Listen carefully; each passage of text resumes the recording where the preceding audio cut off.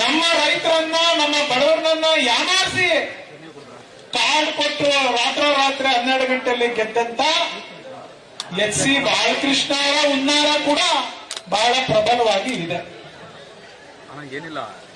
ಅವರೆಲ್ಲ ಮಾತಾಡ್ತಾ ಹೇಳ್ತಾರೆ. ಪಾಪ ನಿನ್ನೆ ಕೂಡ ಮಾನ್ಯ ಉಪಮುಖ್ಯಮಂತ್ರಿಗಳು ಮಾತನಾಡಿದ್ದಾರೆ. ಗ್ಯಾರಂಟಿ ಯೋಜನೆಯನ್ನ ಅನುಷ್ಠಾನ ಮಾಡಲಿಕ್ಕೆ ಬಂದು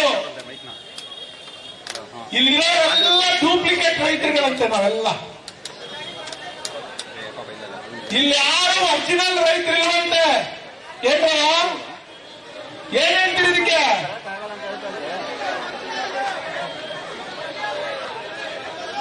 ಇಲ್ಲೆಲ್ಲರೂ ಕೂಡ ಯಾರೋ ಬ್ರೋಕರ್ಗಳು, ದಲ್ಲಾಳಿಗೋಸ್ಕರ ಹೋರಾಟ ಮಾಡ್ತಾ ಇದ್ದೀವಿ. ಇವ್ರಿಗೆ ಏನಂತ ಕರಿಬೇಕು ಅಂತೇಳಿ ನಾನು ಹೇಳಲ್ಲ, ನೀವೇ ತೀರ್ಮಾನ ಮಾಡ್ಕೊಳ್ಳಿ. ಅಲ್ಲ ಸ್ವಾಮಿ, 200ನೇ ದಿವಸ ನಾವು ಹೋರಾಟ ಮಾಡ್ತಾ ಇದ್ದೀರಿ. ನಮ್ಮ ಅಧ್ಯಕ್ಷರು ರಾಮಣ್ಣ ಅವರು, ಅವರ ಎಲ್ಲ ಕಮಿಟಿ ಸದಸ್ಯರು ಪಾಪ ಪ್ರಾಮಾಣಿಕವಾಗಿ ನಮ್ಮ ರೈತರ ಜಮೀನನ್ನ ನೀವು ಹೊಡಿಬೇಡಿ, ಲತಾಯಿಸ್ಬೇಡಿ, ನಮ್ ಜಮೀನನ್ನ ನಮಗ್ ಬಿಟ್ಬಿಡಿ, ನಮ್ ಸವಾಸಕ್ಕೆ ಬರಬೇಡಿ ಅಂತೇಳಿ ದಪ್ಪಯ್ಯ ಅಂತ ಕೇಳಿದ್ರು ಕೂಡ ಇವತ್ತವರೆಗೂ ಸೌಜನ್ಯಕ್ಕೋಸ್ಕರ ಇಲ್ಲಿ ನನ್ನ ತಾಯಂದಿರಿದ್ದಾರೆ, ನನ್ನ ಯುವಕ ಸ್ನೇಹಿತರಿದ್ದಾರೆ, ರೈತ ಬಂಧುಗಳಿದ್ದಾರೆ ಅಂತ ಕನಿಷ್ಠ ಕಾಳಜಿಯನ್ನು ತೋರಿಸ್ತೇನೆ. ಒಂದೇ ಒಂದು ಕ್ಷಣ ನೀವು ಬಂದು ನೀವು ಮಾತಾಡಕ್ಕೆ ನಿಮ್ಗೆ ಯೋಗ್ಯತೆ ಇಲ್ಲ ಅಂದ್ಮೇಲೆ ನೀವು ಅಧಿಕಾರದಲ್ಲಿ ಆ ಚೇರಲ್ಲಿ ಕುತ್ಕೊಳ್ಳಕ್ಕೆ ನಿಮ್ಗೆ ಯೋಗ್ಯತೆ ಇದೆಯಾ ಅಂತ ಹೇಳಿ ನಮ್ ಜನ ಇವತ್ತು ಕೇಳಕ್ಕೆ ಇಲ್ಲಿ ಬಂದು ಸೇರಿದ್ ನಾವು. ಹೌದಾ ಅಲ್ವಾ? ಯೋಗ್ಯತೆ ಇದೆಯಾ ಅವ್ರಿಗೆ? ಯಾಕೆ ಸ್ವಾಮಿ ಕೂತಿದ್ದೀರಿ? ನಿಮ್ಗೆ ಇವತ್ತು ಅಧಿಕಾರ ಇದೆ. ನಿಮ್ಗೆ ಅಧಿಕಾರಿಗಳು, ಕೆಲವರು, ಎಲ್ಲ ಅಧಿಕಾರಿಗಳಿಗೆ ಹೇಳಲ್ಲ, ಕೆಲವು ಅಧಿಕಾರಿಗಳು ನನ್ನ ಮಾತು ಕೇಳ್ತಾ ಇದ್ದಾರೆ. ಕೆಲವು ಪೊಲೀಸ್ ಅಧಿಕಾರಿಗಳು ನಾವು ಹೇಳ್ದಂಗೆ ಕುಣಿತಾ ಇದ್ದಾರೆ. ಅದಕ್ಕೋಸ್ಕರ ನನ್ನ ತೋಳ್ಬಲ, ನನ್ನ ಹಣಬಲ ತೋರ್ಸ್ಬಿಟ್ಟು 10,000 ಎಕರೆನ ನಾನು ಭೂಮಿನ ಹೊಡಿಬೇಕು ಅಂತೇಳಿ ನೀವು ಸಂಚು ಮಾಡಿದಿರಲ್ಲ, ನಿಮಗೆ ಧಿಕ್ಕಾರ ಕೂಗ್ಬಾರ್ದ? ನಿಮ್ಗೆ ಗೆಳವಾಗ್ಬಾರ್ದ? ನಿಮ್ಮ ಈ ಕೆಲಸಕ್ಕೆ ನಿಮ್ಗೆ ಶಾಪ ಆಗ್ಬಾರ್ದ? ನಮ್ಮ ರೈತರು ಅದನ್ನ ಕೇಳಕ್ಕೆ, ಆ ಕೆಲಸ ಮಾಡಕ್ಕೆ ಇವತ್ತು ಬೀದಿ, ಇವತ್ತು ಬೈರಮಂಗಲ ಸರ್ಕಲ್ ಅಲ್ಲಿ ಪ್ರಾಮಾಣಿಕವಾಗಿ ಬಂದಿರ್ತಕ್ಕಂಥ ರೈತರು, ಇಲ್ಯಾರು ಹಣ ಕೊಟ್ಟು ತಂದಿರ್ತಕ್ಕಂಥ ರೈತರಲ್ಲ. ಮಾಧ್ಯಮ ಸ್ನೇಹಿತರು ವಿಡಿಯೋ ಮಾಡಿ ಪಾಪ ನನ್ನ ತಾಯಂದಿರು ಸ್ವಂತ ಕೆಲಸ ಬಿಟ್ಟು ಇವತ್ತು ಇಷ್ಟು ಹೆಚ್ಚು ಸಂಖ್ಯೆಯಲ್ಲಿ ತಾಯಂದಿರು, ಯುವಕರು, ಈ ಬಡ ರೈತರುಗಳು ಬಂದು ಬೀದಿಗೆ ಇಳಿಬೇಕಾದ ಅನಿವಾರ್ಯತೆ ಈ ಸರ್ಕಾರದಲ್ಲಿ ಅವಶ್ಯಕತೆ ಇದ್ದ ಅಂತೇಳಿ ಇವತ್ತು ನಾವು ಪ್ರಶ್ನೆ ಮಾಡಿದ್ವಿ. ಮಾತು ಮೊದಲು ಅಯ್ಯೋ ದೇವೇಗೌಡರು ಮಾಡಿತ್ತು, ಅಯ್ಯೋ ಕುಮಾರಣ್ಣ ಮಾಡಿತ್ತು, ಅಯ್ಯೋ ಯಡಿಯೂರಪ್ಪನವ್ರು ಮಾಡಿತ್ತು. ರೇ ಸ್ವಾಮಿ, ನಿಮ್ಗೆ ಏನಾದ್ರು ಕಾಳಜಿ ಇದ್ರೆ, ಯೋಗ್ಯತೆ ಇದ್ರೆ, ನೆನ್ನೆ ಹೇಳಿದಿರಲ್ವೇ ಕುಮಾರಸ್ವಾಮಿ ಅವರು ಮಾಡಿದ್ದು ಅಂತ? ಕುಮಾರಸ್ವಾಮಿ ಅವರು ಮಾಡಿದ್ದು ಒಂದೇ ಒಂದು ನೋಟಿಫಿಕೇಶನ್ ತೋರಿಸ್ರಿ, ಈ ಕ್ಷಣದಿಂದ ಈ ರೈತರನ್ನ ನಾವೇ ಕೈ ಕಾಲು ಹಿಡಿದು ಒಪ್ಪಿಸ್ತೀವಿ. ಹೌದು, ನಮ್ ತಪ್ಪಾಗಿದೆ, ಒಂದೇ ಒಂದು ನೋಟಿಫಿಕೇಶನ್ ತೋರಿಸಿ.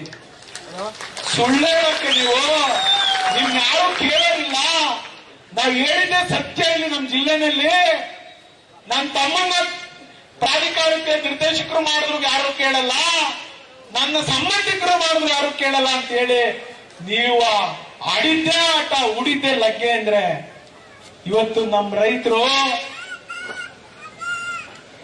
ಬುದ್ಧಿ ಇದೆ, ರೈತರ ಮಕ್ಕಳು ವಿದ್ಯಾವಂತರಾಗಿದ್ದಾರೆ, ಬುದ್ಧಿವಂತರಾಗಿದ್ದಾರೆ, ರೈತ ಮಹಿಳೆಯರು ವಿವೇಕತೆಯನ್ನ ಗೊತ್ತಿದೆ. ಇವತ್ತು ಅವರ ಕೈಯಲ್ಲೆಲ್ಲ ಮಾಧ್ಯಮ ಇದೆ. ನಿಮಗೆ ಅಲ್ಲೇ ಬಂದು ಚೀತು ಅನ್ಬೇಕಾಗಿಲ್ಲ ಸ್ವಾಮಿ. ನಿಮ್ ಮನೆ ಬಾಗ್ಲಿಗೆ ಬಂದು ಈ ಸರ್ಕಾರ ನಡೆಸೋರಿಗೆ ಈ 10,000ಕ್ಕೆ ಹೊಡೆಯಕ್ಕೆ ಬಂದಿರ್ತಕ್ಕಂಥ ನಿಮ್ ಮನೆ ಬಾಗ್ಲಿಗೆ ಬಂದು ಚೀತು ಅನ್ಬೇಕಾಗಿಲ್ಲ.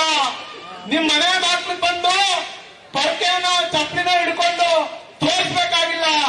ಇವತ್ತು ನಮ್ಮ ಜನ ಕೈಲಿ ಮೊಬೈಲ್ ಅಲ್ಲಿ ಇವತ್ತಿದೆ. ಯಾವ ನಿಮ್ಮ ಅಧಿಕಾರಿಗಳಿಗೆ, ಯಾವ ನಿಮ್ಮ ಪೊಲೀಸ್ ಗಿರಿಗೆ, ಯಾವ ನಿಮ್ಮ ಪಟಾಣಂಗಳಿಗೆ ಇವತ್ತು ಪ್ರತಿಯೊಬ್ಬ ಮಹಿಳೆಯ ಮಕ್ಕಳ ರೈತರ ಇಡೀ ಶಾಪ ನಿಮ್ಗೆ ತಟ್ತಾ ಇದೆ ಅಂತ ನೀವು ಮರಿಬೇಡಿ. ಅವತ್ತು ಯೋಜನೆ ಮಾಡಿದ್ದು ಕುಮಾರಸ್ವಾಮಿ ಅವರು 5 ಕಡೆ ಟೌನ್ಶಿಪ್ ಮಾಡ್ಬೇಕು ಅಂತ. ಇವತ್ತೇನು ಹೋರಾಟ ಮಾಡ್ತಿದ್ದೀರಲ್ಲ ಟೌನ್ಶಿಪ್ ಬೇಕು ಅಂತ ಮಹನೀಯರೇ, ಈ ಭಾಗದ ಮಹಾನ್ ಭಾವರು ಬಹಳಷ್ಟು ಜನ ಇದ್ದಾರೆ. ರಾಮಣ್ಣವರೇ, ಸೀನಪ್ಪನವರೇ, ಪ್ರಕಾಶ್ ಇಲ್ಲ ಇದ್ದಾರೆ, ಕೇಳಿ.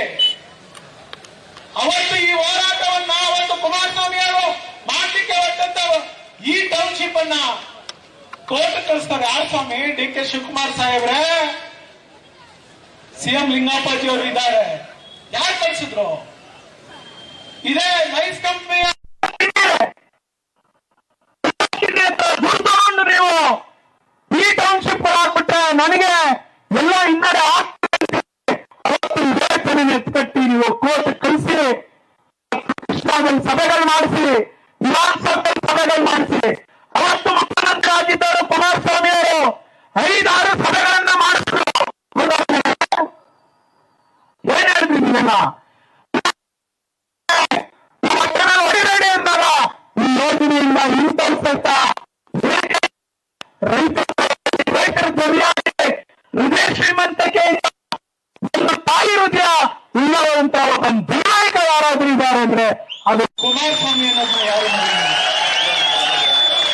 ಈಗ ಮಾತಾಡ್ತಾರೆ. ಕುಮಾರಣ್ಣ ನಿಮ್ಗೆ ವರ್ಚುವಲ್ ಮೀಟಿಂಗ್ ಅಲ್ಲಿ ಈ LED ಸ್ಕ್ರೀನ್ ಹಾಕಿರೋದು ದೆಹಲಿಯಿಂದ ಮಾತಾಡ್ತಾರೆ. ಅವ್ರಿಗೆ ಆರೋಗ್ಯ ಸರಿ ಇಲ್ಲ, ಇಲ್ಲದೆ 10 ಸಾರಿ ಕರೆಸ್ತಿದ್ದೆ.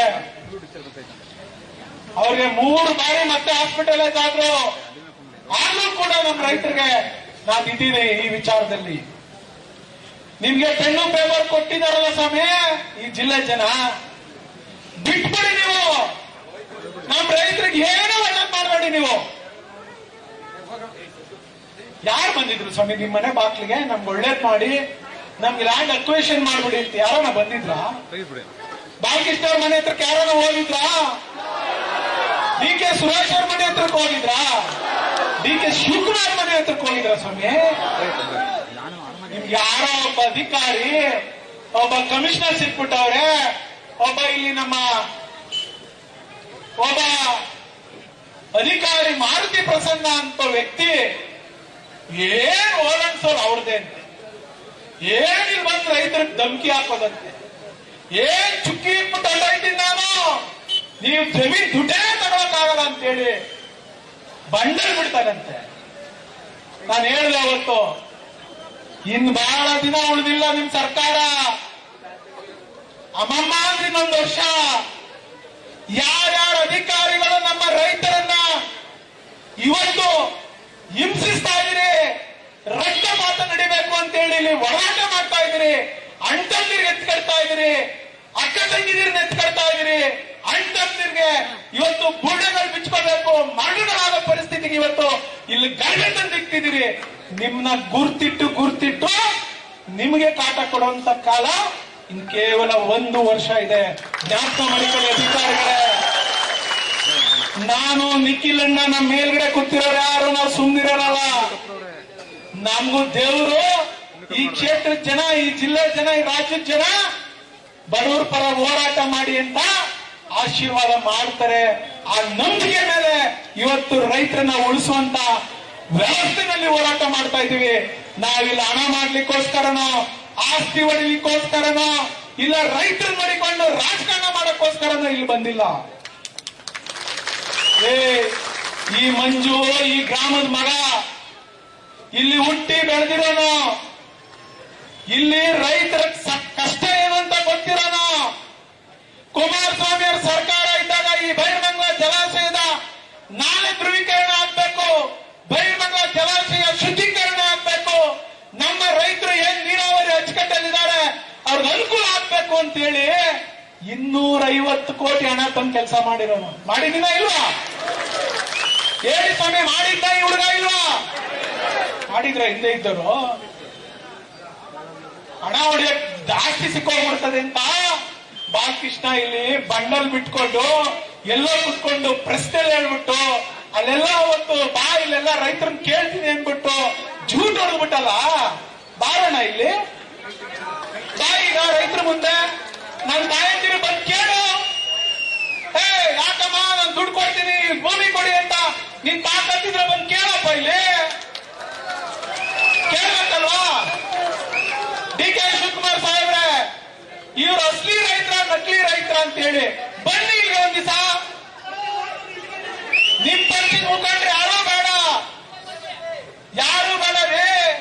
ನೀವು ರೈತರಿಗೆ ಒಳ್ಳೇದ್ ಮಾಡ್ಬೇಕು ಅಂತಿದ್ದೀರಲ್ಲ, ನಾವೇ ಸೇರಿಸ್ತೀವಿ, ನಿಖಿಲಣ್ಣನ್ ಕರೆಸ್ತೀನಿ, ನಮ್ ಲೀಡರ್ ಕರೆಸ್ತೀನಿ, ನೀವು ಬನ್ನಿ, ನೀವು ಕುತ್ಕೊಳ್ಳಿ ಸ್ಟೇಜ್ ಅಲ್ಲಿ. ಇಲ್ಲಿ ಯಾರು ಅಸಲಿ ಇದ್ದಾರೆ, ಯಾರು ನಕಲಿ ಇದ್ದಾರೆ, ಎಷ್ಟು ಜನ? 82% ಜನ ಕೊಟ್ಬಿಟ್ಟವ್ರಂತೆ. ತೋರ್ಸ್ರಿ, 82% ಜನ ನಿಮ್ಗೆ ಒಪ್ಪಿಗೆ ಕೊಟ್ಟಿದ್ರೆ ನಾವು ಕಳಿಸ್ತೀವಿ ಜನನ. ನಿಮ್ 82% ಜನನು ಕಳಿಸಿ ನೋಡೋಣ ತಾಕತ್ತೀವಿ.